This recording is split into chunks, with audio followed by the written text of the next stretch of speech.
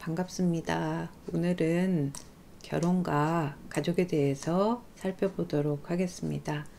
결혼과 가족이 이제 우리 역사상 모습을 드러내게 되는 것은 청동기 시대 초기 국가가 되어서입니다. 그렇지만 동물의 세계와는 다르게 인간들의 집단에서는 아무리 원시사회라고 할지라도 그 사회에서 그 집단 내에서 인정하는 어떤 그 남녀 간의 관계가 형성이 되었다고 봅니다. 그래서 동물들처럼 그 암호하거나 성적 결합을 하는 그런 나눈 사회는 없었던 걸로 보고 있고, 그 집단 내부에서 어떤 남성과 여성이 있으면 그 둘 간의 관계를 그 사회에서 인정하는 형태의 원시적인 혼인 관계가 있었다고 봅니다. 그러나 그 관계가 어떤 그 계속 지속이 되고 그 다음에 변화하지 않고 그런 것은 아니었다고 보는 거죠. 이런 어떤 원시적인 그런 혼인 관계에서 이제 어떤 그 같은 혈연을 가진 같은 핏줄을 가진 씨족들이 형성이 됐던 걸로 보고, 신석기 이후에는 이 집단 내 씨족들 간에 조개혼이 이루어졌던 걸로 봅니다. 그래서 이 조개혼은 경험상 그 사람들이 경험상 그 근친 간에 같은 핏줄 안에 계속 혼인이 이루어질 경우에 신체적으로 여러 가지 그 장애가 나타난다든가 하는 문제들을 인식하면서 나타난 그런 형태로 보고 있습니다. 그래서 조개혼이 일반적으로 이루어지는 이런 신석기 이후에 그런 그 원시적인 혼인 상태, 이런 상태에서 점점점 이제 원시적으로 시작된 농경이 제대로 된 농경으로 청동기 시대로 이루면 변화하면서 사람들이 정착 생활을 하게 되고, 그 과정에서 이제 우리 초기 국가가 성립하고 군장 족장, 아주 소수의 군장 족장 아래 아주 많은 피지배 계급이 있는 그런 그 소국들이, 조그만 초기 국가들이 만들어졌다고 봅니다. 이 상태에서 과거와는 다르게, 과거에는 이제 주로 수렵을 한다든가 여러 가지 그런 활동을 할 때 씨족 단위의 큰 공동체 내부에서 모든 남성들이 함께 이제 분업을 하고 협조를 해야 큰 동물 하나를 사냥할 수 있는 이런 형태의 경제 활동을 했다면, 이제 농경이라는 거는 이제 대체로 어떤 남성이 하나 있으면 그 파트너로서의 여성이 하나 있고, 또 그 아래에 이제 태어난 아이들, 그리고 그 아이의 배우자 정도면 충분히 농경을 할 수 있는 경제 단위가 됐던 걸로 봅니다. 그러므로 그 사회에서는 큰 단위의 공동체 전체보다는 그런 가족 형태로 남성과 여성과 그 다음에 그 아이로 구성되는 가족, 그 가족이 이제 사회의 기본 그 단위가 되게 됐던 걸로 보고, 그래서 이 남성과 여성 사이의 혼인 관계가 사회적으로 과거와는 다르게 느슨하지 않은 강력한 형태 서로 결합력을 가지고 또 지속되는 그런 형태를 띠게 됐던 거고, 거기서 태어난 아이까지 포함하는 가족이 사회의 기본으로 이제 존재하기 시작했던 걸로 생각합니다. 그런데 이제 시간이 지나면서 철기 시대까지 이렇게 넘어가면 이제 왕이 존재하는 이제 연명왕국, 강력한 연명왕국들도 등장하게 됩니다. 그럼 지배계급으로서의 왕이나 군장, 족장 그룹들이 있고, 그 다음에 피지배 계급은 민가, 노비로 나눠지게 됐던 걸로 봅니다. 근데 지배계급은 이때부터 아까 우리 조교호는 자연 상태에서 적응한 거였는데, 아주 소수의 왕과 군장, 이 지배계급들은 반대 방향으로 가게 되는 겁니다. 그래서 자기의 권력을 가능하면 독점적으로 가지기 위해서 권력을 나누지 않고자 하는 거죠. 그래서 근친혼이 이루어졌던 걸로 봅니다. 가까운 친척끼리 결혼해서 그 권력의 범위를 넓히지 않으려고 한 거죠. 그러면서 한편으로는 집단혼이 이루어졌던 걸로 봅니다. 예를 들어서 맹주국의 왕이 있는데 이 군장하고의 혼인이 이제 정치적으로 이루어진다고 볼 때 군장의 딸 여러 명이 한꺼번에 왕한테 시집을 간다든지 하는 식의 집단혼이 이루어졌던 걸 볼 수가 있고, 또 한편으로는 유목국가의 성격 때문에 그 집단혼이 나타나기도 했던 걸로 봅니다. 그래서 지배계급 내부에서는 또 한편으로는 그 왕이 있다 그러면은 그 왕의 가족이 만들어졌을 때 그 집단의 그 가족의 남자 대표가 가부장으로서 강력한 권한을 가지게 되고, 나머지 그 배우자라든지 아이들을 모두 자기의 소유물처럼 이제 지배하는 그런 상황을 보이게 되고, 특히 자기 배우자를 이제 강력하게 자기의 소유물로 생각하는 분위기 속에서 정절을 이때부터 강요하게 된다는 거죠. 그래서 부여 같은 경우는 혼인이 일단 이제 규정이 된 거기 때문에 남녀 간의 그 혼인 외의 일은 모두 음란한 짓이라고 보는 겁니다. 그래서 그 정절을 여인한테, 자기 부인한테 이제 강요를 하게 되는 거고, 또 한쪽으로는 이 가부장은 여러 명의 여인을 이제 배우자로 거느리게 되는 거죠. 그러면서 이 관계에서 그 부인이, 어떤 한 부인이 투기를 하는 경우에는 죽여버리는 겁니다. 그래서 그 질서를, 새로 만든 강력한 질서를 유지하려고 하는 거죠. 그리고 한편으로는 형이 죽으면 형수를 아내로 삼았다고 합니다. 부여도 그렇고 고구려도 그런데, 이거는 이 기록에서는 흉노의 풍속이라고 얘기를 하고 있습니다. 이 삼국지는 중국의 기록입니다. 그 삼국지에 이 내용이 나오는데, 흉노는 그 유목민족입니다. 그래서 유목민족 공동의 풍습이라고 생각하면 됩니다. 이걸 음란해서 형이 죽었는데 형수를 아내로 삼았다, 이런 그 개념이 아닙니다. 부여나 고구려 같은 경우는 그 유목민족적 그 성격도 많이 있었던 국가입니다. 그래서 그 국가에서는 이 삼국지를 썼던 거는 농경국가로 이제 정착한 중원지방에서 이 책이 나와서 약간 이렇게 그 비난하는 식으로 이 얘기가 나오게 되지만, 유목국가에서는 농경국가와는 상황이 다르죠.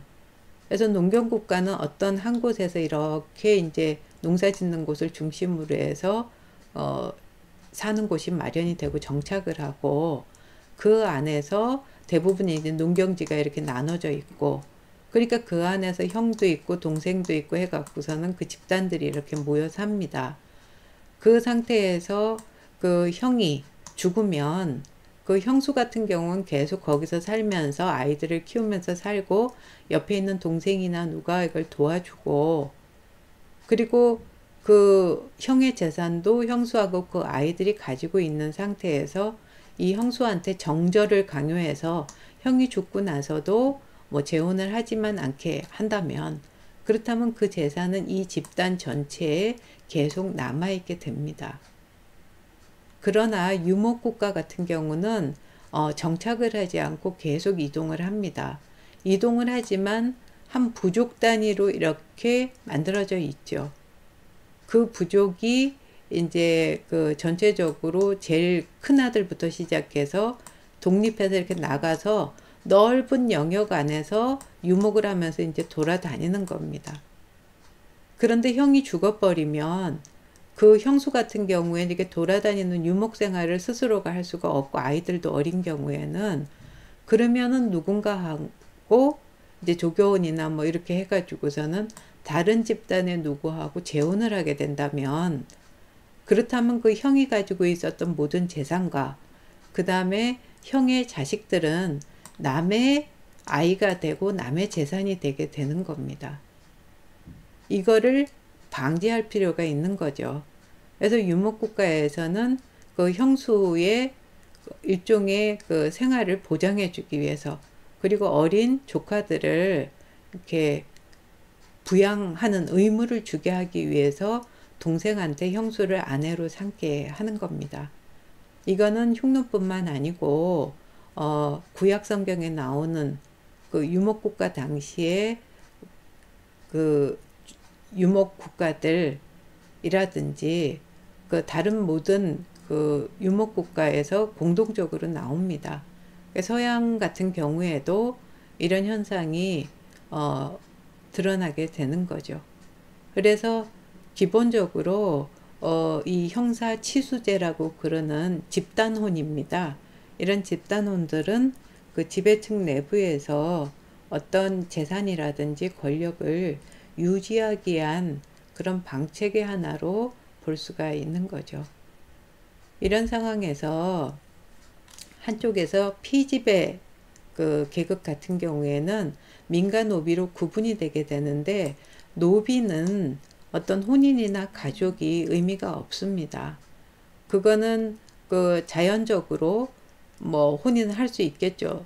남성과 여성이 결합해서 노하고 비가 결합을 해서 아이를 낳고 하지만 모두가 지배계급에 속해 있기 때문에 언제든지 팔면 둘이 같이 이렇게 만나서 있고 있더라도 누구 하나를 팔아버리면 이거는 해체되는 겁니다. 그러니까 노비 같은 경우에는 그 가족이라든지 아니면 혼인제도의 어떤 대상으로 특히 이 당시에는 의미가 없는 그런 상황으로 볼 수가 있고요. 이제 민의 경우는 위에서 얘기했던 정치나 권력하고 관계된 이런 것과는 아직 별 관계가 없습니다.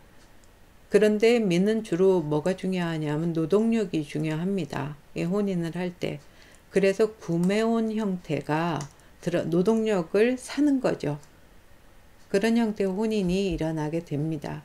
그 애가 동옥조 같은 경우에 이제 여자아이가 있는데 그 아이가 한 10살도 되기 전입니다. 아직 많이 키워야 하는 거죠. 그 상태에서 우리 혼인하자 해갖고 두 집안이 약속을 하면 신랑 집에서 데려다가 장성하도록 길러줍니다. 그러니까 그 키우는 양육 비용을 여자 쪽에서 부담을 안 하는 거죠. 그러고 그 아이가 크면 친정으로 돌려보낸 다음에 그 여자 집에서 이 아이의 몸값을 요구를 하는 겁니다. 돈을 요구를 하면 신랑 집에서는 그 돈을 지불을 합니다. 그러면 신랑 집으로 돌아와서 그 집에서 일을 해주고 또 아이를 낳아주고 그러는 거죠. 그러니까 신부를 사는 겁니다. 우리가 흔히 민며느리라고 얘기를 하는 그런 구매혼이 이제 피지배 계급 민에서는 이제 일어났던 거를 볼 수가 있는 거죠. 이런 단계를 거쳐서 이제 고대 국가로 넘어가게 되면 신분제 사회로 갑니다. 그래서 그 각각의 신분이 이렇게 만들어지게 되는 거죠. 그래서 신분들이 만들어졌을 때 혼인은 이제 제도가 만들어지잖아요. 그러면서 공식적으로 신분 내혼으로 규정이 되게 되는 겁니다. 그래서 그 신분, 왕이면 왕, 귀족이면 귀족, 민이면 민, 노비면 노비 끼리의 이제 혼인이 법적으로 규정이 되게 되는 거고요. 그 상태에서 이제 왕은 아주 소수잖아요. 왕실은.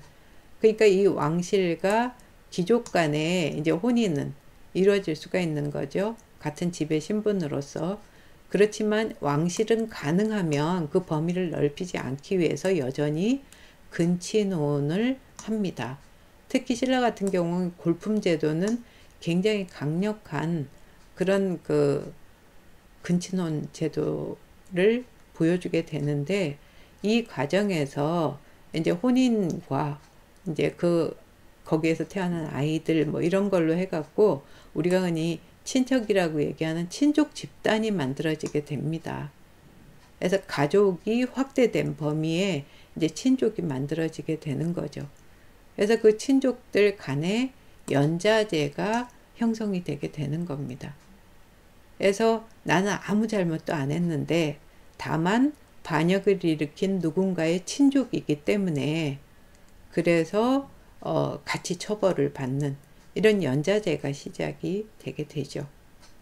이 과정에서 이제 이런 관계가 결혼이라든지 이런 것들은 지금 정치적으로 권력을 둘러싸고 지배 신분 간에 이루어지는 겁니다.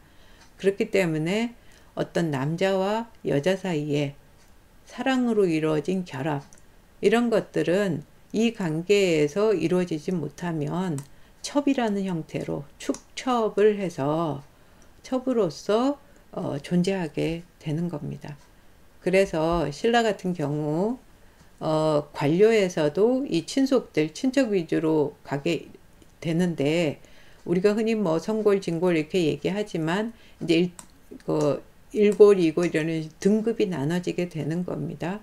그렇게 돼서 근친혼이 이루어지니까 형제딸이라든지 고종자매 이종자매도 모두 이제 처로 맞아들이는 거죠. 삼촌 사촌도 모두 처가 되는 거고 이렇게 되니까 자식들도 모두 그 범위 내에서 신분 내혼을 해서 신분이 유지되게 되는 거고 그 관계를 벗어나면 어떻게 되느냐 하면 첩이 되는 겁니다. 그래서 이 관계는 법적으로 공식 배우자로 인정받지 못하는 그런 관계라고 볼 수가 있는 거죠. 그런데 이 관계에서 중국의 이제 농경국가로서 완전히 그 특성을 보여주는 중국과 달리 우리는 이쪽에서는 모처 부처제가 일반적으로 계속 유지가 됩니다. 모처 부처제라는 건 부계 중심으로 쭉 내려가지를 않는 겁니다. 관계가 친족 집단도 이렇게 부계 친족만이 중요한 게 아니고 모계라든지 그 처가 쪽이라든지 이런 것들이 다 중요하게 됩니다. 그래서 이 모처 부처에서는 아이들 입장에서 아이를 기준으로 놓고 볼 때 어릴 때는 어머니 쪽 외갓집이죠. 거기서 생활하다가 본가 그러니까 아버지 쪽 그 집으로 와서 살게 되는 모처 부처제가 이루어졌다는 얘기입니다. 그래서 고구려의 지금 예로 이 서옥제라는 걸 얘기를 하는데 양쪽 집안에서 약속을 합니다. 결혼을 하자고. 그러면 신부집에서 자기 집 그 앞에 건물 뒤에다 조그만 건물을 하나 짓는 겁니다. 그게 서옥인데 이게 사위집이죠. 한자로. 그래서 사위가 올 집을 만들어 놓으면 해가 저물 무렵에 신랑이 와가지고 제가 누굽니다 하고 제가 신부하고 들어가서 잘 수 있게 해주십시오 하면 그럼 신부 부모가 허락을 한다는 거죠. 그럼 신랑은 가져온 돈과 패백을 옆에다 쌓아놓고 들어가서 이제 합방을 하는 겁니다. 그리고 이제 자식을 낳았습니다. 그런데 계속 자기 집에 안 가고 그 자식이 커갖고서 클 때까지 그 집에서 이제 있으면서 그 노동력도 제공하고 여러 가지 일을 해주는 겁니다. 그러다가 아이가 다 클 정도 그 기간이 지나고 나면 비로소 자기 신부를 데리고 집으로 돌아간다는 거죠. 이거는 처음에는 이 여기서 태어난 아이 입장에서 어머니 집에서 성장하는 겁니다. 그러고 나서 아버지 집으로 가게 되는 모처 부처제를 볼 수 있는 거죠. 그래서 우리나라의 이런 특징이 나타나고 광범위하게 행해졌던 걸로 보는데 그래서 고구려 계통으로 맥을 이었던 이제 발해 같은 경우는 이 송막기문이라는 이 그 책이 약간 야사적 성격이 강하긴 합니다. 좀 과장이 있었다고 보기는 하지만 그러나 고구려의 이제 대조영 그 계통이 우리 대시죠. 그러니까 왕족인데 그걸 비롯해서 이제 다른 여러 귀족 성들이 서로 부인들이 뭐 의자매를 맺는 겁니다. 그래갖고 남편이 첩을 두는 거를 허용을 안 하는 거예요. 그래서 심지어는 뭐 그 남편이 바람 피우면 꾸짖는다든지 이런 식으로 돼서 거란이나 여진이나 그 주변 국가에서는 모두 뭐 창기 그러니까 기생들도 있고 그 다음에 소부나 시비 같이 이제 첩 같은 경우도 거느렸지만 발에는 이런 게 없었다는 거죠. 그건 상식적으로 생각을 해보면 결혼하고 대부분의 기간을 요즘식으로 얘기하면 처가에서 생활을 하는 건데 거기서 어떻게 이런 걸 거느릴 수가 있겠습니까? 그러니까 굉장히 여성들의 그 발언권도 강하고 한편으로는 남성들이 조금 집안 내부에서 큰 소리를 낼 수 없는 그런 성격을 보여주는 거죠. 그러니까 그 부계적 성격하고는 조금 거리가 있었던 모습을 볼 수가 있습니다. 한편 이제 지배계급을 지배 신분을 제외하고 일반 이제 백성들을 놓고 본다면 수적으로 보면 대부분이 민이죠. 이 사람들은 지금 뭐 정치나 권력이나 이런 걸로 혼인을 할 상황이 아닙니다. 그리고 혼인을 뭐 대단히 약속하고 뭐 이렇게 할 상황도 아니고요. 이 상황에선 대부분 자유혼을 했던 걸로 봅니다. 그래서 그 부자가 뭐 같은 물에서 목욕하고 자유롭게 생활하는 거죠. 그러니까 그 결혼도 정절을 강요하거나 그렇지도 않고 몸 파는 여자도 많은 겁니다.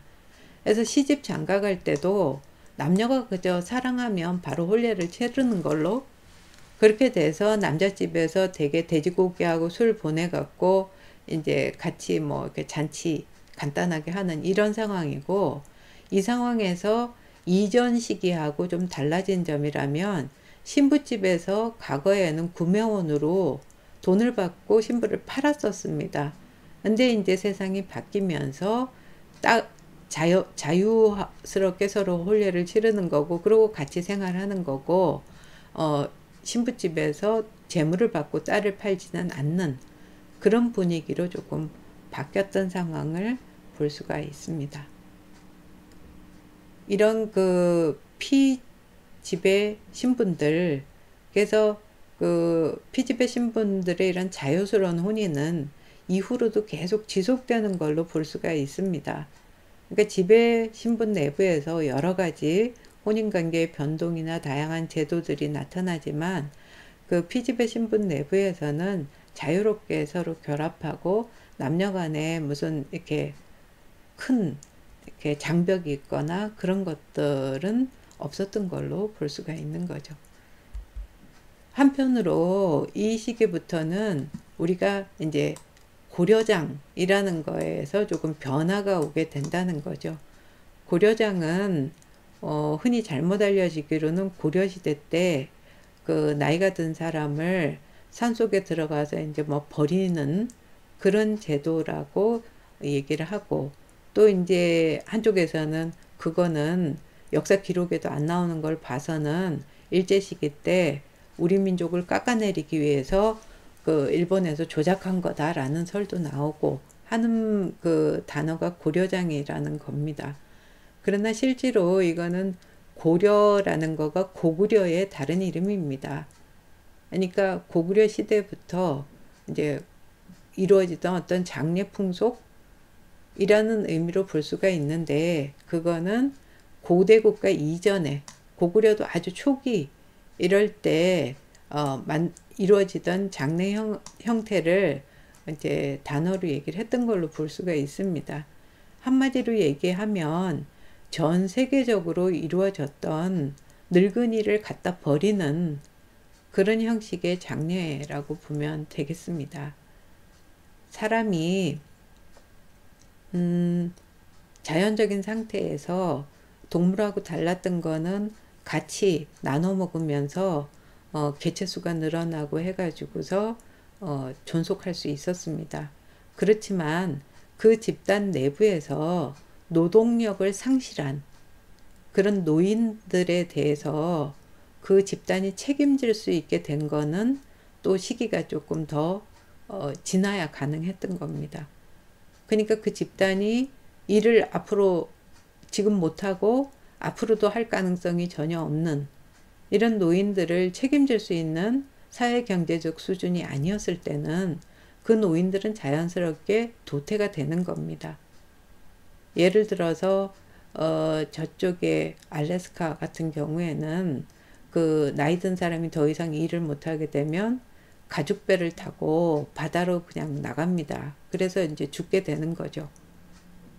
그래서 로마 같은 경우에도 절벽이 있어서 거기서 이게 나이 먹은 사람들은 그냥 밀어서 떨어뜨려서 죽이는 거고, 여진족 같은 경우에는 가죽 부대 같은 데 넣어서 나무에 매달아서 활을 쏴서 죽인다든가, 일본이나 이런 곳에서는 산속이나 이런 데 가서 버리는 거고, 또 어떤 유목 집단 같은 경우에는 이렇게 텐트 같은 데다가 그 사람을 두고 먹을 거 조금 준 다음에 자기들끼리 유목하러 가는 겁니다.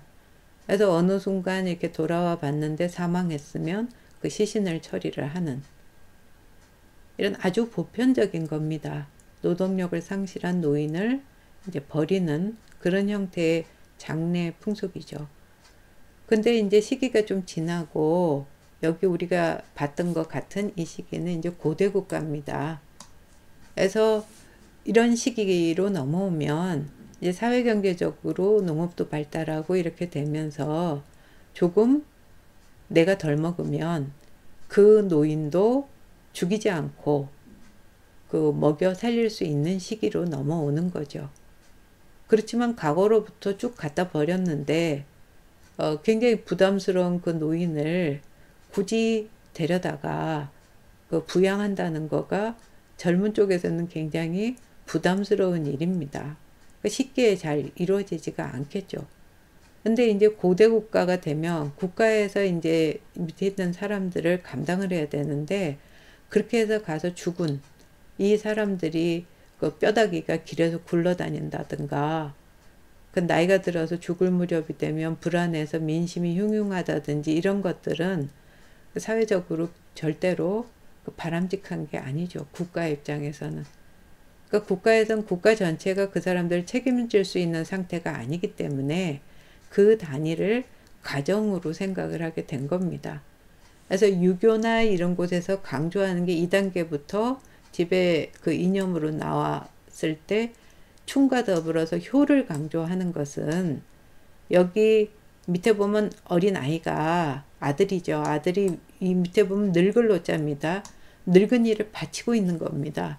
그래서 기본적으로 그 네가 만일에 네 늙은 부모를 그 잘 해가지고서 죽을 때까지 부양을 하면 네 자식이 너를 또 그렇게 할 것이다 라고 이제 그 쇠뇌를 시키는 거죠.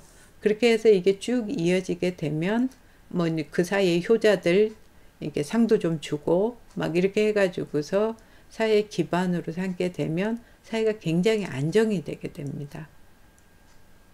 그래서 이 단계는 우리가 이제 고려정이라고 얘기하는 이런 그 단계에서, 노인을 갖다 버리던 단계에서, 이때 삼국시대 같은 경우 우리나라는 유교적인 사회가 아님에도 불구하고 유교를 받아들여서 효경이라든지 이런 걸 강조하고 그 효 사상을 막 불어넣는 이유가, 사회 단위에서 이제 그 가족이 이런 그 사회를 떠받치는 기본, 이걸로 이제 기능하게끔 만들어 가던 상태로 볼 수가 있는 거죠. 그래서 가는데 요 단계에서 이제 시기가 지나면서 고려시대로 넘어가게 됩니다. 그래서 고려시대가 되면 우리 지난번에 얘기했듯이 이제 성씨가 본격적으로 등장한다고 했습니다. 이전 사회에서는 골품제도 하에서 진고를 제외한 사람들의 성씨는 별로 의미가 없었거든요. 근데 이제 성씨가 등장하지만, 성씨라는 건 원래 이제 부계 집단으로, 중국 같은 경우에는 집안의 시조부터 해가지고서는 아버지에서 아들, 또 아들, 아들 이렇게 해가지고서 쫙 줄기가 맺어지게 되는 그 사이에 그 틀을 얘기를 하는 겁니다. 그런데 우리나라 같은 경우 이 성씨의 사용이 이렇게 부계 중심으로 이루어지지를 않았습니다. 고려시대에도 총계제로 이루어집니다. 부계가 아니고, 부계뿐만 아니고 어머니 쪽엔 모계, 그리고 자기 부인, 처계죠. 이 배우자의 계통, 이 모든 것들이 다 고려되는 형식으로 그 집단이 형성이 되게 됩니다. 그리고 이 당시까지만 해도 친족들 간의 혼인이 일반적으로 많이 이루어지게 됩니다. 특히 왕실 같은 경우에는 이제 권력을 이 고려가 성립하기 이전에 많았던 호족들, 이런 세력들한테 분산시키지 않게 하기 위해서 친족혼이 많이 이루어지게 됩니다. 그게 이제 밑에 쪽에도 영향을 주게 되는 거고요. 그리고 왕실을 제외하고 이제 문벌귀족들이 성립하게 되면 그 사이에도 통혼권이 이루어집니다. 그래서 문벌귀족들이 자기들끼리 서로 이제 결혼하는 어떤 그 단위가 이루어지게 되는 거고, 그 최대로는 왕실과 이제 통혼을 하게 되는 거죠. 그래서 이제 폐쇄적인 이런 그 형태를 보이게 되는데, 이 상태에서 이제 모처부처제, 아까 우리 봤었던 모처부처제는 총계제 형식에서 계속 유지가 되게 되는 그런 상황을 볼 수가 있습니다. 그래서 이 그림은 고려가 막 태워졌을 때 여기 태조입니다. 태조 왕건의 혼인 관계를 이제 보여주게 되는 거거든요. 그래서 29명의 부인이 있었다고 하는데, 그 중에 이제 대표적인 부인들, 여기 숫자로 몇 번째 부인인지 표시를 했습니다. 그 사람들을 이렇게 쭉 표시를 했는데, 일반적으로 성씨라고 하면 아버지에서 아들이 이렇게 내려가야 되는데, 이 당시는 그 성씨에 그렇게 딱 혈족으로 핏줄로 이어지는 부계 개념이 별로 없다는 것이, 여기 왕조 같은 경우에는 원래가 함규입니다. 그런데 왕건이 자기 성을 내려주거든요. 그럼 성씨가 이렇게 바뀌는 겁니다. 이런 경우도 있게 되고, 또 태조에 이제 이렇게 부인들이 있고, 그 밑에서 이제 아들들이 해종가, 정종가, 강종가 이렇게 이제 아들들이 있고, 그 아랫대로 내려가서 이제 경종과 성종이 있게 되는데, 이 대목왕후 같은 경우는 친족혼, 특히 근친혼이죠. 이복 남매지간의 결혼입니다. 강종하고. 그래서 이 대목왕후는 누구냐 하면 왕건의 부인 이던 네 번째 부인 신정왕후가 낳은 딸입니다. 그러면 왕건의 딸이기도 한 거죠. 그럼 강종도 왕건의 아들이니까 남매지간의 결혼을 하게 되는 겁니다. 이런 상황에서 이제 중국과의 외교 문제라든지 여러 가지를 고려해서 성씨를 대목왕후는 왕건의 딸이니까 부계로 따지면 왕씨여야 되는데, 왕씨가 아니고 어머니가 황보제공의 딸이기 때문에 황보씨입니다. 그래서 어머니 성을 따라서 황보씨입니다. 대목왕후는 왕씨가 아닙니다. 마찬가지로 이 정도광후의 딸인 이 선의태후도 유씨입니다. 왕씨가 아니고. 그리고 여기 우리 흔히 천추태후라고 얘기하는 경종의 세 번째 부인인 헌의 왕태후 같은 경우는 누구냐 하면은 여기 선의태후의 딸이거든요. 대종과 선의태후의 딸인데, 그 경우에는 여기 어머니가 선의태후가 원래 왕씨였는데 유씨가 된 겁니다. 그렇기 때문에 어머니 성을 안 따르고 누굴 따르냐 하면은 여기 아버지의 어머니, 그러니까 할머니 성을 따라서 황보씨를 칭하게 됩니다. 그러니까 성씨라는 게 부계 위주로 이렇게 해서 쭉 계통을 잡아가던 그런 개념하고는 다른 겁니다.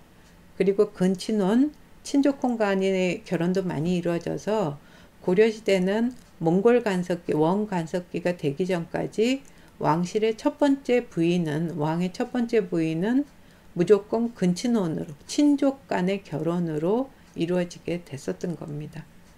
그리고 이런 관계이기 때문에 기본적으로 총계제적 성격을 보이게 됩니다.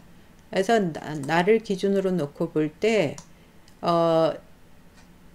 과거 시험을 보지 않고 어떤 집안의 덕으로 벼슬을 할 수 있는 걸 음서라고 그럽니다. 그 음서의 범위가 나를 기준으로 할 때는 일단 부계 쪽으로 나의 아버지와 할아버지, 그 다음에 큰아버지, 작은아버지, 그 다음에 나의 형제가 모두 대상이 되고, 내가 이렇게 영향을 줄 수 있는 것도 나의 아들과 나의 손자, 그리고 나의 조카 모두가 대상이 되게 될 뿐만 아니고, 어머니 쪽으로 나의 어머니에서 외삼촌이라든지 외할아버지가 나한테 덕을 줄 수 있게 되는 겁니다. 또 나의 부인인 처의 장인도 나한테 이제 음서를 줄 수 있는 대상이 되고, 나도 어떻게 되냐 하면 나의 딸의 배우자인 사위나 외손자도 내 덕을 볼 수가 있고, 그리고 나의 여자 형제들, 그 자매의 아이들, 생질이죠, 아들, 얘도 내 덕을 볼 수가 있는 겁니다. 심지어는 핏줄을 나누지 않은 양자도 그 대상이 될 수가 있습니다. 그러니까 부계, 모계, 또 처계, 또 양자까지 총계제로 이루어지는 어떤 친족 집단, 굉장히 넓은 범위의 이런 친족 집단이 만들어지던 그런 사회라고 볼 수가 있는 거고요. 그리고 한쪽에서는 아까 우리 모처 부처제가 좀 더 어느 쪽으로 치우치게 되냐 하면 이제 모처 쪽으로 그 치우친 걸 우리 서류부가라고 그럽니다. 무슨 얘기냐 하면 서는 사위입니다. 사위가 부가니까 자기 부인 집에 가서 머무는 거죠. 우리가 흔히 뭐라 그러냐면 장가 간다죠. 장가는 장인의 집입니다. 장인의 집으로 결혼해서 들어간다는 얘기입니다. 사위가. 그러니까 보통은 시집 간다 그러면은 그 여자가 남자네 집으로 가서 사는 건데, 시집 가기보다는 장가 가는 쪽으로 이루어지는 거죠. 그리고 이때는 우리가 흔히 생각하는, 옛날은 대가족이라고 생각하는데 그렇지가 않습니다. 그래서 대개 소가족 형태입니다.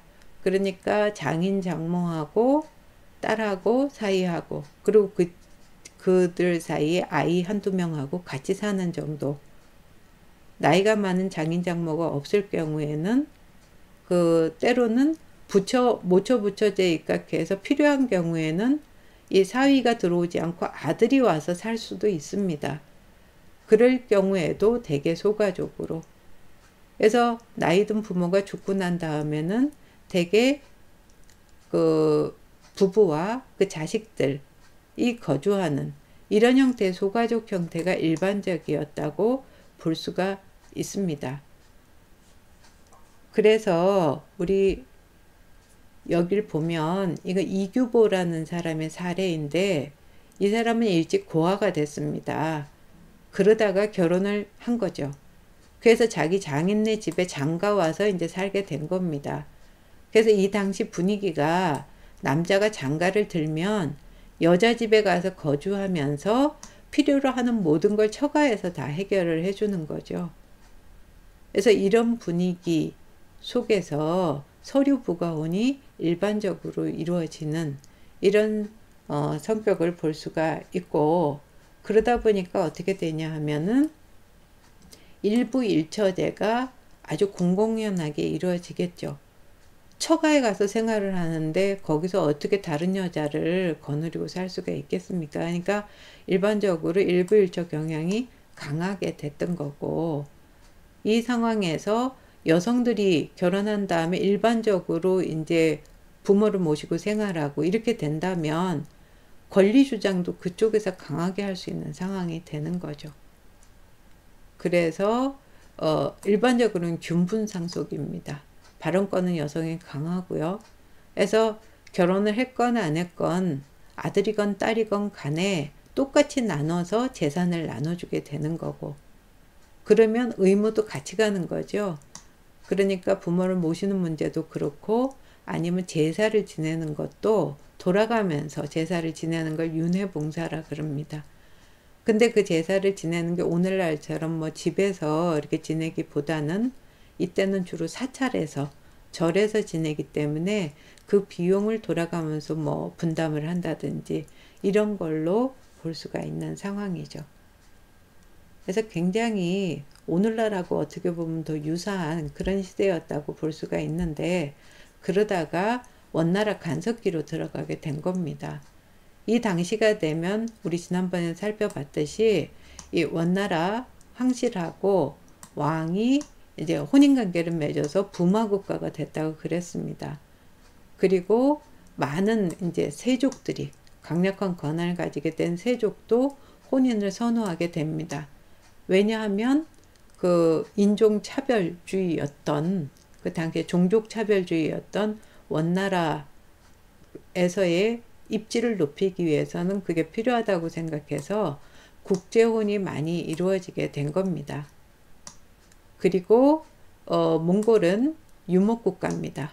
아까 우리 그 형사치수제에서도 봤듯이 그쪽에서는 처가 많이 있습니다. 일부일처제가 아닙니다. 그래서 형수뿐만 아니고 자기 아버지의 그 부인들 중에서 자기를 낳은 어머니를 제외한 나머지 부인들은 자기가 취할 수 있습니다. 그런 상황이기 때문에 이제 다처 풍속, 그래서 여기 있는 이 처들은 모두 처기 때문에 동등한 1부인, 2부인, 3부인, 4부인이 있으면 동등한 권리를 가지는 겁니다. 법적으로 처로서 권위를 가지는 이런 다처 그 풍속이 들어오게 되죠. 그런데 고려는 아까 우리 봤듯이 어떤 상황이라 그랬냐 하면 딸들이 주로 결혼해 갖고 부모의 노후를 책임지는 그런 상황이었습니다. 근데 이런 특별히 왕이나 세족같이 혼인을 필요로 하는 경우가 아니라면 몽골에서 요구하던 많은 공녀 같은 경우에 그 딸을 보내게 되는 경우에는 그 집안에서는 자기 노후 대책이 없어지게 되는 겁니다. 그래서 가능하면 딸을 보내지 않기 위해서 조혼을 하게 되는 거죠. 그래서 일찍 결혼을 시키는 겁니다. 그래서 이때 이제 지금 다루가치로 왔던 탈타라는 사람의 얘기를 여기 예로 들고 있는데, 그 사람이 이제 그 며느리를 구하고 있었는데 대신 집안에서 구하려고 했던 겁니다. 했더니 딸 가진 자들이 그 딸을 안 내놓으려고 서로 이제 일찍부터 사위를 맞으려고 한 거죠. 조혼을 시키려고 한 겁니다. 그래서 밑에 보면 나이가 어린 남자애들을 데려다가 자기 집에서 키워갖고 아예 성년이 되면 결혼시키는 예서제를 대릴사이제죠. 이거를 이제 많이 풍속에 시행을 하고 이런 좋은 풍속이 있게 됐던 거죠. 그래서 그 당시에 일부에서는 우리나라는 노후를 책임져 주는 게 딸인데 걔들을 이렇게 먼 곳에 보내고 나면 어떻게 우리가 살아갈 수 있겠느냐고 하는 그런 탄원서도 원나라에 고려해서 보내고 그런 사례가 나타나게 됩니다. 그래서 풍속에 굉장히 큰 변화가 이때 이제 있었던 거죠. 그러다가 조선시대로 넘어가게 됩니다. 조선은 고려하고는 전혀 다른 그런 사회를 구상을 했던 거죠. 그래서 조선사회에서는 성리학적인 국가를 형성을 하게 된 겁니다.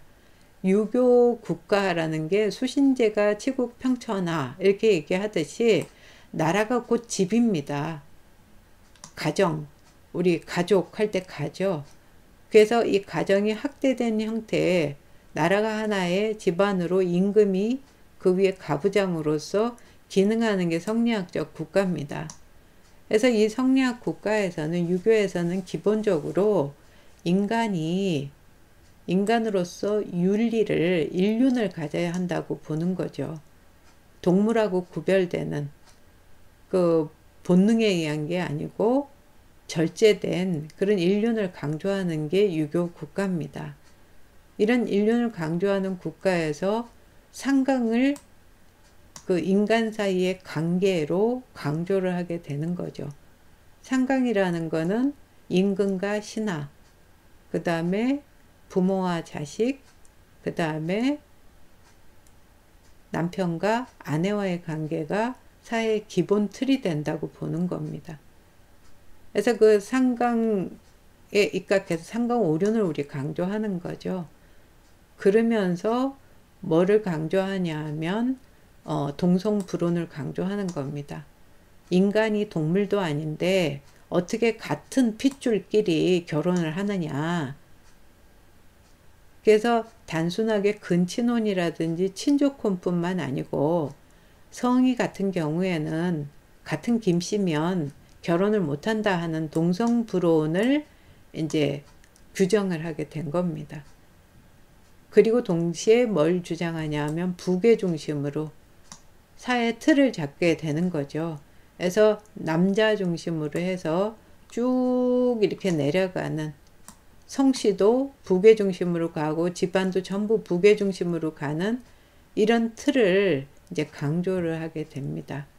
한쪽에서는 어떻게 되냐 하면 그 신분 간의 결혼, 그러니까 양인하고 천인하고 결혼은 법적으로 절대로 할 수 없는 걸로 또 규정을 하게 됩니다. 그러면서 이제 여성이 나와서 사회활동하는 거, 물론 이거는 지배 신분, 그러니까 양반에 해당이 되는 겁니다.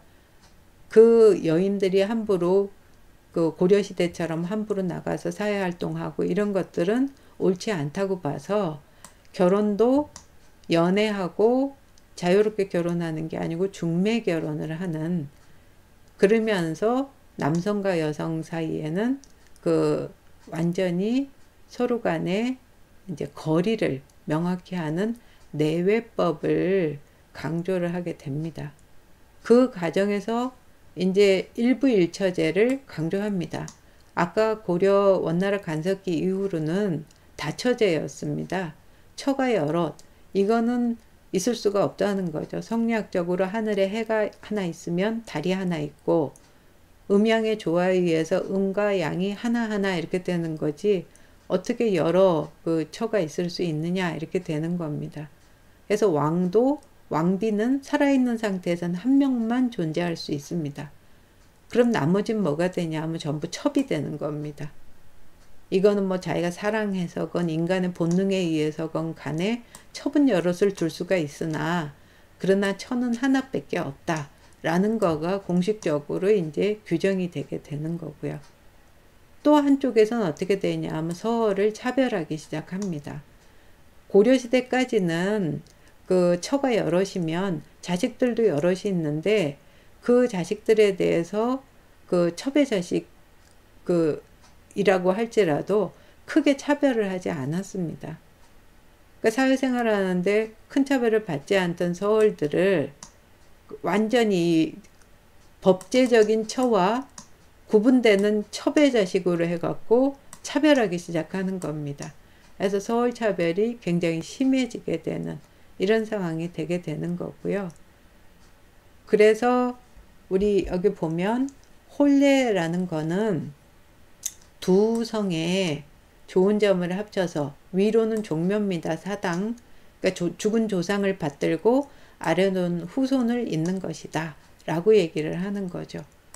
그래서 기본적으로 혼례라는 거는 모든 예, 그 집안이 이어져 나가는데 기본이라고 보는 거고, 그렇기 때문에 부부간에 삼가는 데서 예가 시작된다고 보는 겁니다. 그래서 집 지을 때도 남자는 바깥 사랑채, 여자는 안쪽 안채에 있으면서 애가 이제 그 조금 커지면 남녀 7세 부동석 그러잖아요. 그렇게 커지면 안채 못 들어오고 여자는 사랑채 안 나가고 이렇게 서로 내외를 하는 이런 상황으로 되게 되는 거고, 그래서 그 공식적으로 고려시대는 여성들이 재혼을 한다든지 이혼한다든지 이런 것들이 전혀 문제가 없었습니다.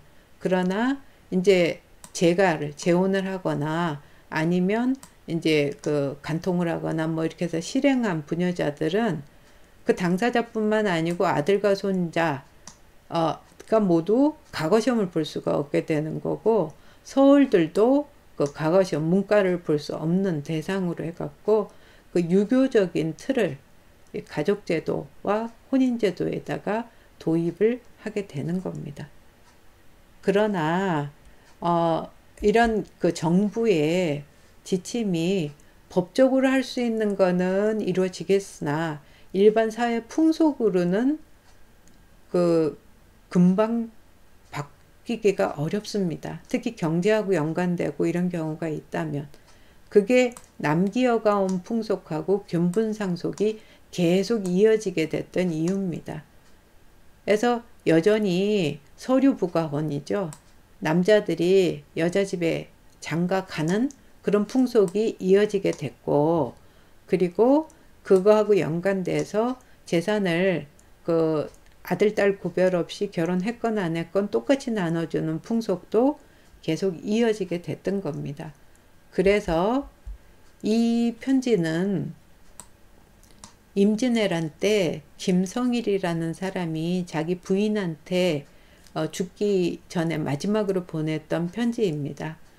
우리가 생각할 때 이 당시에 남자들은 한자 공부만 하고 여자들이 이제 한글을 배웠을 거라고 생각을 하지만 이 당시에 남자들도 모두 이 훈민정음을 배웁니다. 왜냐하면 자기 어머니라든지 부인 같은 경우는 대부분 한자 공부를 안 하거든요. 그래서 이 한글만 익히고 있는 상황인데 어머니한테 안부 편지를 보내거나 부인한테 연락하거나 할 때는 써야 되잖아요. 그래서 모두 이렇게 한글 편지들을 왕도 쓰고 밑에 양반들도 쓰게 되는데 요게 지금 이렇게 좀 옛날 저기로 돼 있어서 요즘식 이제 한글로 고치면 요렇게 됩니다. 그래서 이 사람이 지금 임진왜란이 터져가지고서 관찰사로 돼갖고 일본군을 막느라고 막 뛰어다니고 있는 상황입니다. 그 상황에서 지금 설날이 됐거든요. 그래서 안부 편지를 보낸 건데 거기 뭐라 그러냐면 나 걱정하지 말고 장모 매시옵고 설 잘 세시오. 그리고 자식들한테도 편지 쓰지 못하였네 라고 합니다. 이거는 이 당시까지 임진왜란이 일어났던 이 시기까지도 그 남자들이 장가를 가서 장인 장모하고 같이 살고 있었던 거를 알 수 있는 기록입니다. 우리가 그 대표적인 그 여성의 아니 부덕이 뛰어난 여성으로 보는 신사임당도 20년 가까이 자기 친정에서 살다가 그리고 나서 그 서울에 있는 시집으로 오게 됐었던 거거든요. 그러니까 이 당시에 이런 것들이 남기어가오는 일반적으로 이루어지고 있었고 그러다 보니까 재산 상속도 이 진성희 씨 집안은 이태계 선생, 이황 선생의 집안입니다. 그 집안에서 이제 어른이 돌아가시고 나니까 상속하느라고 재산을 나눈 그 문서거든요. 거기를 보면 이때가 1580년이니까 16세기 말이죠. 그러니까 거의 17세기, 18세기까지도 그 과거에 쭉 내려오던 그런 남기어가온이나 아니면 균분상속 제도가 이어지고 있었던 걸 볼 수가 있는 겁니다. 그래서 이 경우에 노비하고 이제 논밭을 나누잖아요. 재산을 나누는데 여기 보면 노비를 제일 많이 받은 것은 두 번째 딸이고 논을 제일 많이 받은 건 셋째 딸이고 밭을 제일 많이 받은 건 다섯째 딸입니다. 물론 이 당시에 노비도 나이가 많고 또 어릴 수도 있고 논도 비옥한 논이 있고 아닌 경우도 있으니까 대부분 어떤 경우냐 하면은 공평하게 나눴다고 보면 되는 겁니다. 균분상속을 한 거죠. 다만 그 이전하고 달라진 거는 서자들은 차별을 해서 굉장히 적게 줍니다. 그러나 여기 제사 지내느라고 떼어놓은 봉사위를 제외하고 나머지는 균분상속을 이때까지도 했던 거를 볼 수가 있는 거죠. 그래서 풍속이라든지 이런 쪽은 쉽게 변하지 않고 쭉 내려가고 있었던 상황인 겁니다. 근데 이 상황이 많이 변하게 된 계기가 뭐냐 하면 바로 임진왜란과 병자호란 같은 큰 난을 겪고 나서 사회가 이제 신분제가 흔들리고 하면서 사회 전반이 흔들리던 그 시점에 이었던 겁니다. 이 시점이 되면 사회가 전체적으로 흔들리니까 각 지역에서 중소지주로서 그 지역사회 마을에서 향약을 실시하면서 자치적으로 그 지역을 실질적으로 마을을 다스리고 있던 양반들 입장에서는 위기가 닥친 거죠. 양반이 도대체 뭐 했길래 나라가 이 꼴이 됐어 하면서 뭐 지금 신분제도도 흔들리고 상공업 그 사회적인 분위기도 나타나고 막 이렇게 된 거거든요. 그러니까 그 상황에서 자기들이 지금 기득권층으로서 이걸 지켜내기 위해서는 기존에 있었던 체제, 그러니까 소위 얘기하는 유교적인 체제를 가지고서 그걸 좀 더 강하게 해서 딱 고정시키겠다는 생각을 하게 된 거죠. 그래서 과거보다 더 유교적으로 그 핵심이 되는 게 종법이죠. 장남이 중심이 돼서 밑으로 장남 이렇게 내려가는 그 서로의 결속력을 장자 중심으로 강화하려고 한 겁니다. 그러니까 그 장자는 맏아들은 그 부모를 모시고 밑에 자기 아이들하고 해갖고 대가족을 형성을 하면서 그 집안에서 이제 권위를 강화하게 됩니다. 그러다 보니까 혼인제도에서도 뭘 강조하냐면 친형을 강조합니다. 중국 같은 이 농경사회에서는 결혼을 할 때 친형을 합니다. 친형이라는 거는 꽃가마 가지고 이제 신부집에 가서 신부를 거기 태워가지고 신랑집으로 와서 신랑집에서 결혼식하고 신부는 거기서 그냥 계속 사는 겁니다. 완전히 이제 남성 중심적인 부계 중심적인 결혼 형태인데 우리나라에선 그게 안 지켜졌다 그랬습니다. 그렇게 되니까 이제 이 당시 사회에서 유학자들이나 정부에서 이걸 굉장히 더 강조를 하니까 그게 이제 반쯤 적용이 된 겁니다.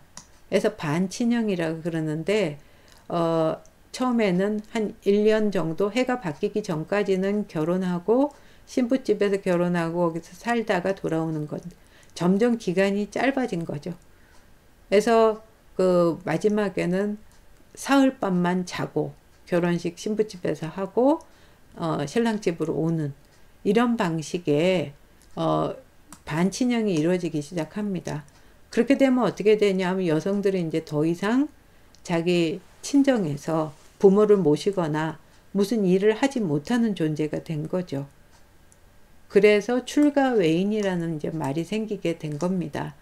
그래서 너는 결혼해서 너네 시집 그 사람이 됐으니까 거기서 너는 외부인이니까 우리 집에는 간섭하지 말아라. 이렇게 되면서 이제 재산을 받을 권리까지도 없어지게 된 거죠. 동시에 어떻게 되냐 하면 서울 차별도 강화합니다. 서울들도 이제 점점 더 이제 차별을 하게 되는 상황이 되고 그러다가 이제 아들들도 장자를 제외하고는 모두 이제 최소한만 받고 결혼하면 그 집을 나가게 되는 식으로 가게 되는 겁니다. 그러면은 어떤 마을에 이렇게 살고 있었는데 거기서 이제 맏아들이 사는 종가가 있습니다. 그러면은 그 밖으로 나간 그 둘째 이하의 아들들은 조금씩 집 하나 정도 이렇게 받아서 주변에서 이렇게 생활을 하게 되는 겁니다. 그렇게 형성되는 거가 동성촌이죠. 같은 성을 가진 요 친족들이 한 마을에서 모여서 살게 됩니다. 그러면서 서로 이제 단합을 이렇게 같이 하면서 일반 그 양인들이나 이런 사람들하고 차별화하면서 이제 권력을 그 집 마을 내부에서 가지게 되는 거죠. 이런 상황이 되니까 중요한 게 누구냐 하면은 장자인데 장자가 자식이 없는 경우에 이때부터 굉장히 이전에는 상관이 없었습니다. 장자 중심이 아니니까 다른 아들 뭐 이 제사 지내도 되고 심지어는 외손이 지내도 되니까 외손자가. 그런데 이제는 아닌 거죠. 그래서 양자를 드리게 된 겁니다. 이 양자는 남이 아니고 장자가 아들이 없으면 둘째 아들이나 셋째 아들의 아이가 양자로 큰아버지의 아들로 들어가게 되는, 그래서 어쨌든지 장자 중심으로 가게 되는, 이러면서 이제 동성촌 중심으로 해서 강화되는 게 종중의 결속입니다. 오늘날 우리 종친회 그런 얘기 하잖아요. 그러니까 그 가까운 친족 집단, 그 집단이 똘똘 뭉쳐가지고서 부계 중심으로 해서 강한 결속력을 가지게 되고, 그러면서 그거를 이제 문서화 시킨 게 족보입니다. 이제 그 과거하고는 다르게 이제 딸들이라든지 이쪽을 분리시킨 채로 그 족보에서 아들들 부계 중심으로 해서 그 집안의 어떤 위세를 보이는 이런 수단으로 삼게 됐던 거죠. 그러면서 한편으로는 이 가까운 마을들 주변 지역에 이런 그 양반들끼리 서로 결속력을 강화하기 위해서 연혼을 하게 됩니다. 그럼 요 마을에는 진성희 씨가 살고 여기 강성김 씨가 살고 이렇게 되면 요 집안하고 요 집안이 대를 이어서 서로 계속 혼인을 하게 됩니다. 이게 연혼이죠. 그런 끈끈하게 주변에 있는 양반들이 강하게 서로 결속하면서 자기 지위를 계속 유지해 가는 그런 분위기를 보여주게 되는 겁니다. 그래서 기득권을 지키기 위한 강력한 이런 그 움직임이 일어나게 됐던 상황인데, 시기가 지나면서 서울들이 반발하게 되죠. 그래서 이 서울들이 임진왜란 그 이후부터 여러 가지 이제 그 방법을 동원해서 상소도 올리고 반란도 일으키고 하면서 사회적으로 자기 목소리를 내는 그런 움직임도 보이게 됐던 겁니다. 이런 상황에서 이제 개화를 하게 됐던 거죠. 그러니까 굉장히 어떤 유교적인 이런 성격이 강화된 상황에서 나라문을 열게 된 거고, 그 상황에서 이것이 옳지 않다 하고 이제 어떤 개혁적인 움직임을 보여줬던 게 바로 동학입니다. 사회는 바뀌어가는데 오히려 반대 방향으로 간 거잖아요. 그러면서 이 동학 같은 경우에는 여성, 어린이 이런 모든 것에 인격을 존중해야 된다. 인내천 사상이나 이런 것들이 그런 의미였죠. 그래서 그 직강소 운동이라든지 여러 가지를 통해서 실현시켜 보려고 현실에서 시도를 하지만 금방 이제 실패하게 되죠. 그러고 나서 이제 가보개혁에서 이제 여러 가지 개혁 조치들이 법적으로 이루어지게 됩니다. 그래서 뭐 어릴 때 결혼시킨다든가 아니면 여자들이 재혼 못하게 한다든지 아니면 집안 때문에 연자제 때문에 뭘 한다든지 이런 거 전부 이제 없애버린 거죠. 그래서 폐지하고 해갖고서는 개혁을 이제 추진하는 이런 상황이 됐던 거고, 그리고 대한제국기에는 호주제도 시행합니다.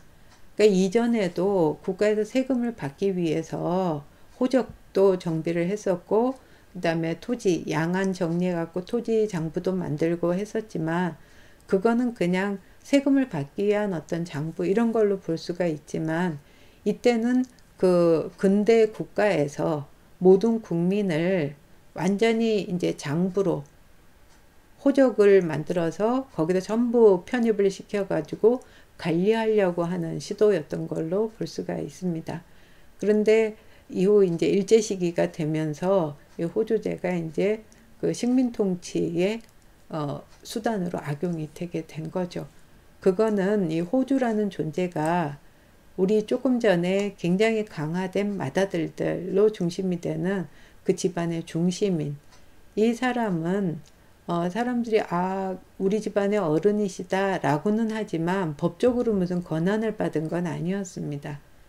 그런데 이제 그 호적 안에 편제를 시키고 어떤 법적인 권한을 갖고 그 밑에 있는 그 같은 호에 속한 그 가족이라든지 여기에 대해서 법적인 권한을 가지는 존재로 그 호주를 중심으로 해서 통제를 하고자 하는 제도로 바뀌게 됐던 거죠.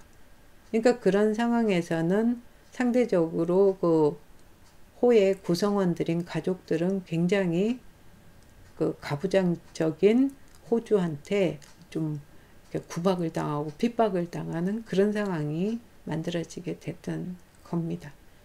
여하간 사회가 이제 이런 식으로 문이 열리고 하면서 특히 이 여성들에 대한 여러 가지 규제가 많이 풀리게 된 거잖아요.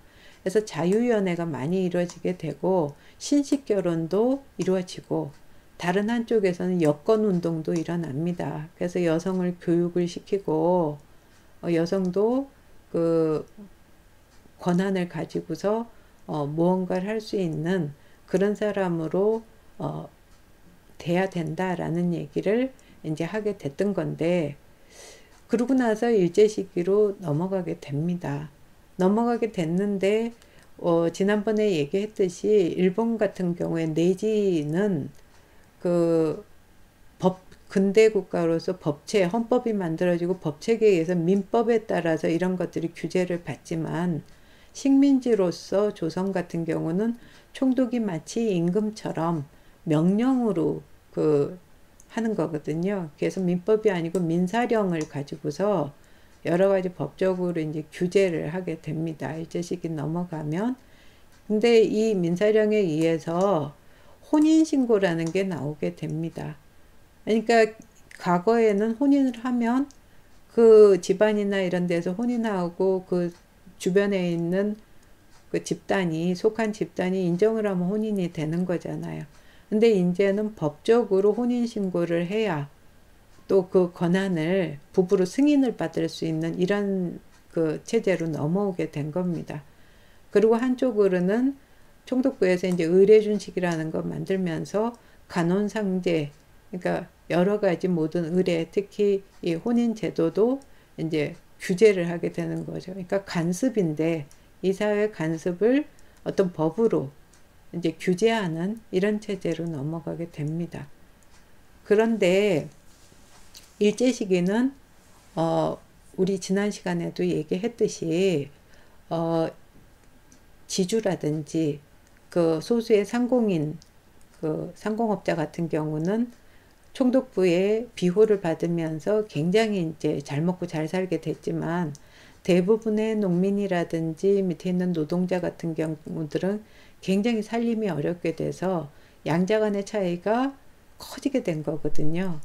그러니까 없는 쪽에 살고 있었던 그 사람들 같은 경우에는 딸을 파는 경우가 많이 있었습니다. 첩으로 팔든지 아니면 이제 나이 많은 남자들한테 팔든지 해서 축첩이라든지 좋은 현상이 많이 이루어지게 됐던 겁니다. 그래서 여기를 보면 이 동아일보의 1924년 기록인데, 이때 되면 사회주의 운동을 하던 그 쪽에서 여성들이 지금 우리가 이렇게 인권을 제대로 차지하지 못하는 거는 우리가 경제적 독립을 얻지 못했기 때문이다 라고 얘기하면서 여성들이 여러 가지 그 남의 노예가 되지 않기 위해서 이런 경제적 독립을 하는 이런 그 필요가 있다라는 주장이라든지 이렇게 해서 다양한 여성 교육이라든지 이런 게 이루어집니다.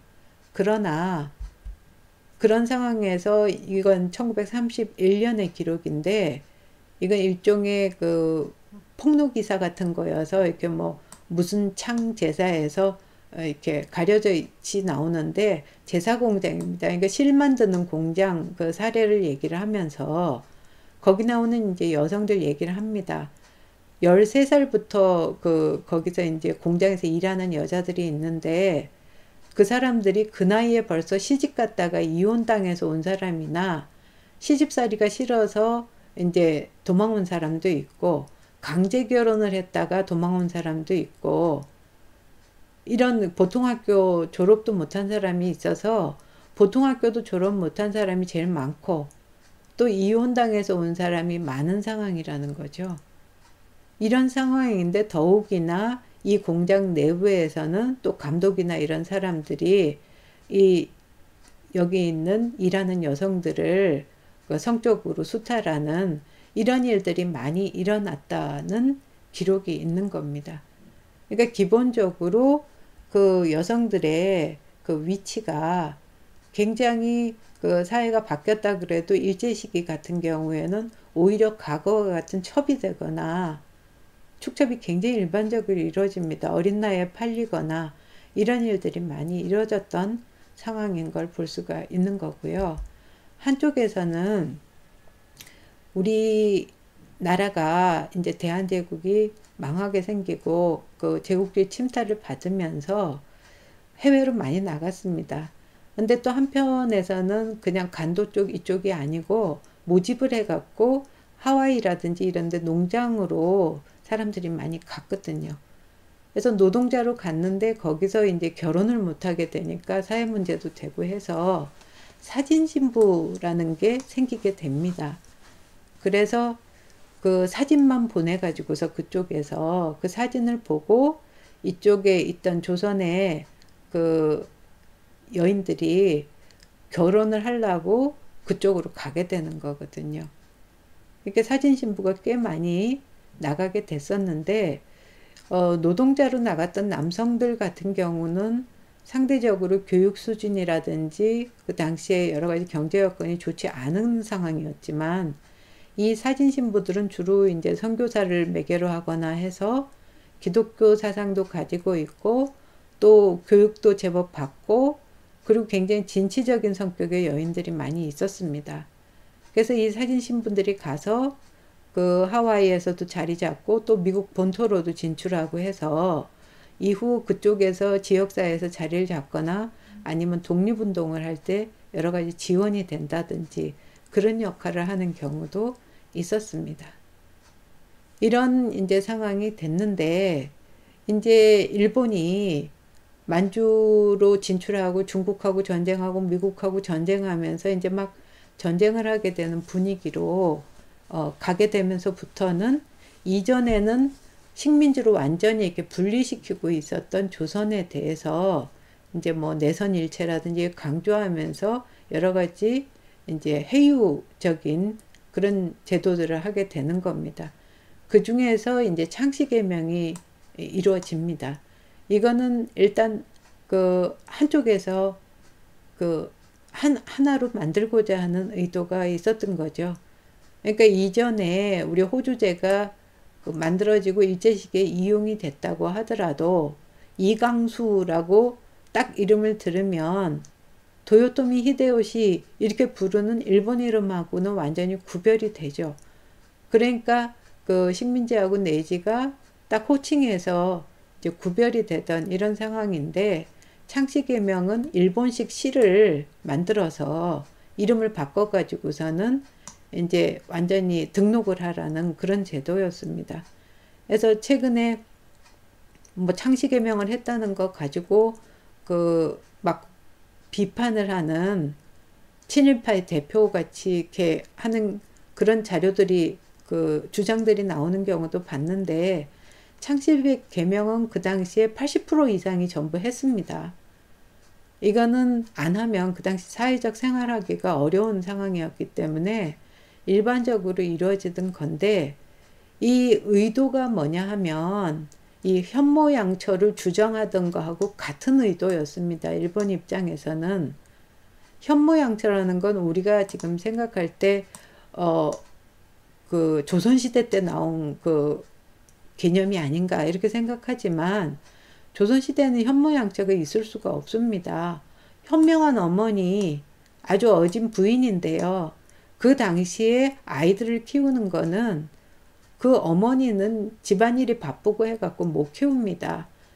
대가족제 그쪽 하에서 대개 할머니들 역할이고 할아버지들이 애 이렇게 봐주고 하는 거지 어머니가 그 아이에 대해서 직접적으로 현명한 어머니로 직접 양육을 책임지고 이런 상황이 아니거든요. 그래서 그 집안에서 현명한 어머니와 그 어진 아내로서의 기능을 강조한 건 일제 시기에 그 창씨개명하고 나서 이용하기 위해서 만든 개념입니다. 그러니까 여기 보시면 국민저축을 강요해서 그 당시에 이제 거의 세금 그 수준으로 가져가게 되는데 집안에서 여성 기능을 강조를 합니다. 이거는 1942년의 기록입니다. 그 일본이 한참 이제 막 이제 전쟁하고 이럴 상황이죠. 이 상황에서 우리나라에서는 개인보다 중요한 게 가다 하는 거예요. 그래서 동원해서 데려다가 가미계제로 만들고 국가에 봉사하게 하는 충효가 하나인 세계에서 황실, 일본 황실이 종가고 그 밑에는 가는 모두 거기에 속해 있는 사적인 소세계가 아니고 공적인 국가의 기관이 가라는 겁니다. 가정이라는 거죠. 그래서 그 가정에서 현모양처로서 아이들을 키워서 일본에 충성하는 존재로 키워내라는 개념으로 현모양처라는 개념이 나타나게 됐던 겁니다. 그래서 기본적으로 가족 내부에서 여성들이 이제 입장을 강조를 하게 됐던 거고, 한쪽에서는 일본 내지하고 식민지로서 조선은 굉장히 구별을 했습니다.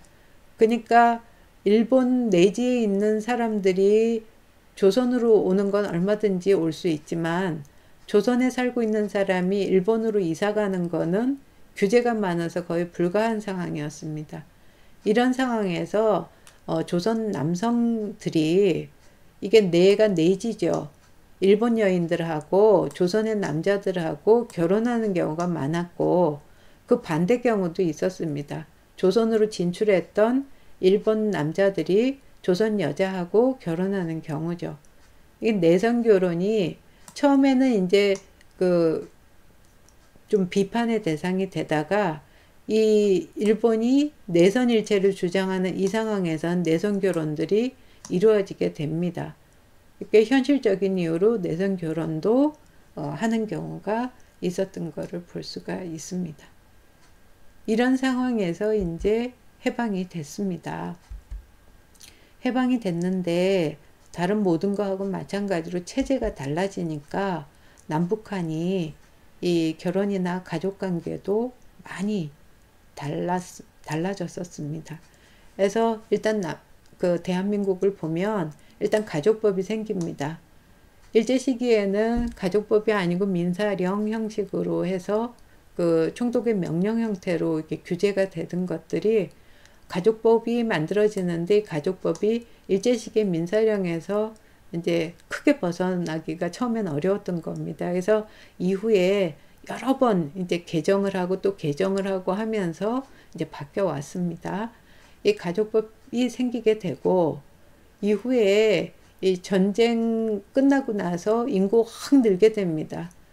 그러니까 이게 경제적으로 부담이 되고 하니까 가족 계획을 적극적으로 추진을 하죠.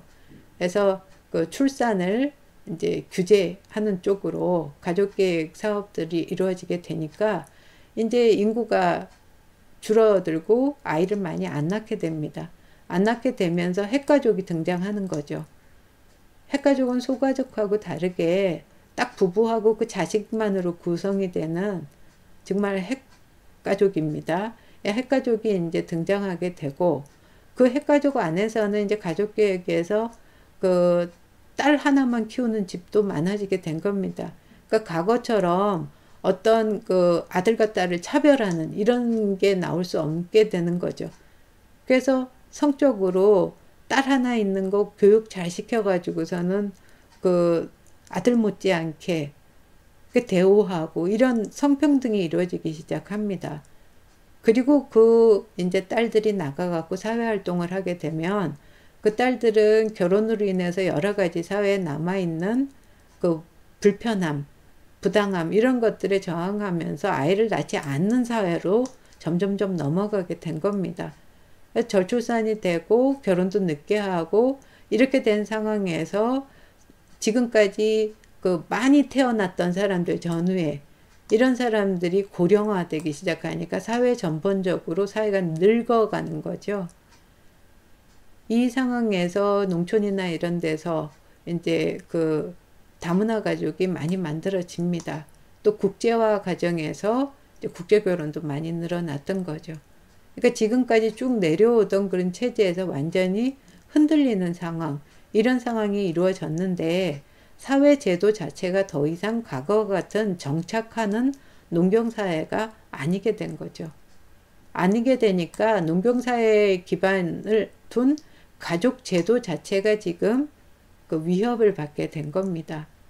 원래 가족이라든지 결혼이라든지 결혼이 기본적으로 그 이성 간에, 그러니까 남성과 여성 간에 사회적으로 인정하는 절차에 따라서 결합하는 경우거든요. 그런데 이제 동성 결혼도 나오게 됩니다. 그러니까 과거의 기본 틀이 무너지게 되는 상황이고, 가족도 그 단위로 되게 농경이 이루어지던 안정된 사회에서 가장 효율적인 집단입니다. 그런데 이제는 사람들이 모두 제각각 그 산업 정보화 사회에서 이동을 하면서 생활하기 때문에 가족이라고 하더라도 서로 얼굴 보기도 어렵고 만나서 같이 무슨 활동을 하는 것도 아닙니다. 오히려 부담되는 존재, 이런 걸로 바뀌기 시작하는 겁니다. 그래서 지금 가족 해체가 일어나면서 개인 중심으로 사회가 바뀌고 있습니다. 그래서 개인주의로 지금 넘어가게 되니까 이게 이제 반영이 되는 게 가족관계 등록부죠.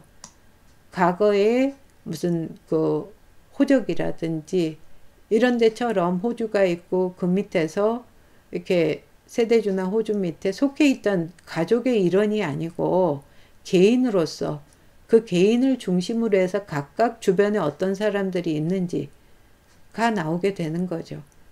그러니까 지금은 우리가 그 임진왜란 병자호란 겪고 나서 사회가 그 기존 기득권층이 자기 이익을 지키기 위해서 질서를 오히려 강화하던 분위기처럼 가족 이념을 오히려 강조하는 분위기로 나가고 있는데, 그것보다는 이제 개인 중심의 사회가 될 수밖에 없고, 그 개인들이 각각 어떤 공동체 단위로 뭉치면서 생활을 해 나갈지를 고민해야 되는 단계로 왔다고 볼 수 있습니다. 한편으로 이쪽 북한 쪽에서는 이 사회주의가 들어오면서 봉건 타파를 내세웁니다. 그 봉건이라는 건 사회주의 쪽에서는 타파해야 될 대상이죠. 그 중에서 호적제도라든지 이런 것들은 친족제도 같은 거는 전형적으로 사람들을 수탈하던 봉건제도라고 보는 겁니다.